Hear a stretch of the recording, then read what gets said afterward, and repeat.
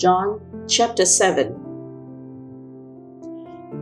Jesus goes to the festival of Tabernacles. After this, Jesus went around in Galilee. He did not want to go about in Judea because the Jewish leaders there were looking for a way to kill him. But when the Jewish festival of Tabernacles was near, Jesus' brothers said to him, "Leave Galilee and go to Judea, so that your disciples there may see the works you do. No one who wants to become a public figure acts in secret. Since you are doing these things, show yourself to the world," for even his own brothers did not believe in him. Therefore Jesus told them, "My time is not yet here. For you, any time will do. The world cannot hate you, but it hates me because I testify that its works are evil. You go to the festival. I am not going up to this festival because my time has not yet fully come." After he had said this, he stayed in Galilee. However, after his brothers had left for the festival, he went also, not publicly, but in secret. Now, at the festival, the Jewish leaders were watching for Jesus and asking, "Where is he?" Among the crowds, there was widespread whispering about him. Some said he is a good man. Others replied, "No, he deceives the people." But no one would say anything publicly about him for fear of the leaders. Jesus teaches at the festival. Not until halfway through the festival did Jesus go up to the temple courts and begin to teach. The Jews there were amazed and asked, "How did this man get such learning without having been taught?" Jesus answered, "My teaching is not my own. It comes from the one who sent me. Anyone who chooses to do the will of God will find out whether my teaching comes from God or whether I speak on my own. Whoever speaks on their own does so to gain personal glory, but he who seeks the glory of the one who sent him is a man of truth.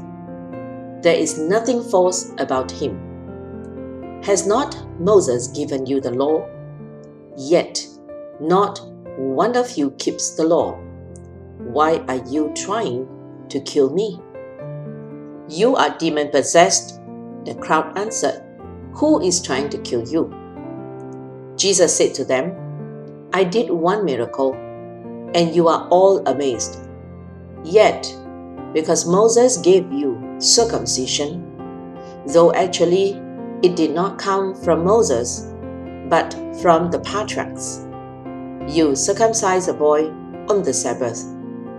Now if a boy can be circumcised on the Sabbath, so that the law of Moses may not be broken, why are you angry with me for healing a man's whole body on the Sabbath?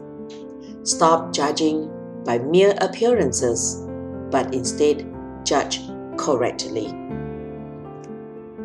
Division over who Jesus is. At that point, some of the people of Jerusalem began to ask, "Isn't this the man they are trying to kill? Here he is, speaking publicly, and they are not saying a word to him. Have the authorities really concluded that he is the Messiah? But we know where this man is from. When the Messiah comes, no one will know where he is from." Then Jesus, still teaching in the temple courts, cried out, "Yes, You know me, and you know where I am from. I am not here on my own authority, but he who sent me is true. You do not know him, but I know him because I am from him, and he sent me." At this, they tried to seize him, but no one laid a hand on him, because his hour had not yet come. Still, many in the crowd believed in him. They said, "When the Messiah comes, will he perform more signs than this man?" The Pharisees heard the crowd whispering such things about him. Then the chief priests and the Pharisees sent temple guards to arrest him. Jesus said, "I am with you for only a short time, and then I am going to the one who sent me. You will look for me, but you will not find me, and where I am, you cannot come." The Jews said to one another, "Where does this man intend to go that we cannot find him? Will he go where our people live scattered among the Greeks and teach the Greeks?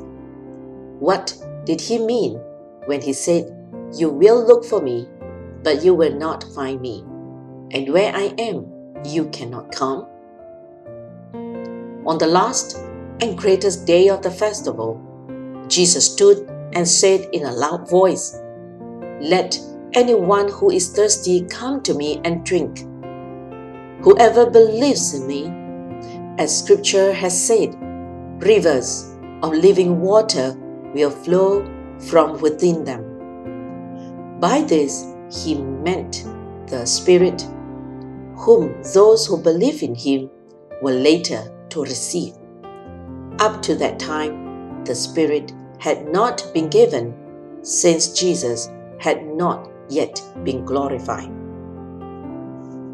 On hearing his words, some of the people said, "Surely this man is the prophet." Others said, "He is the Messiah."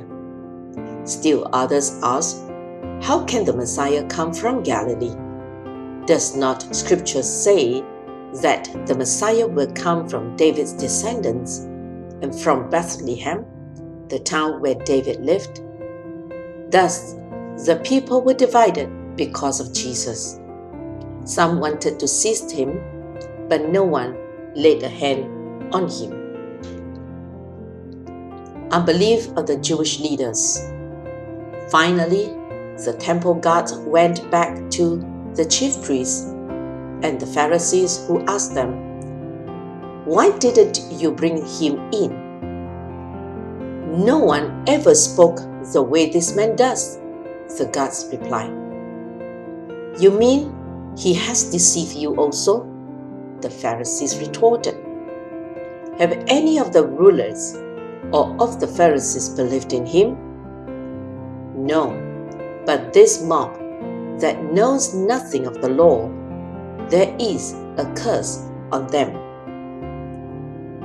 Nicodemus, who had gone to Jesus earlier and who was one of their own number, asked, "Does our law condemn a man without first hearing him to find out what he has been doing?" They replied, "Are you from Galilee too?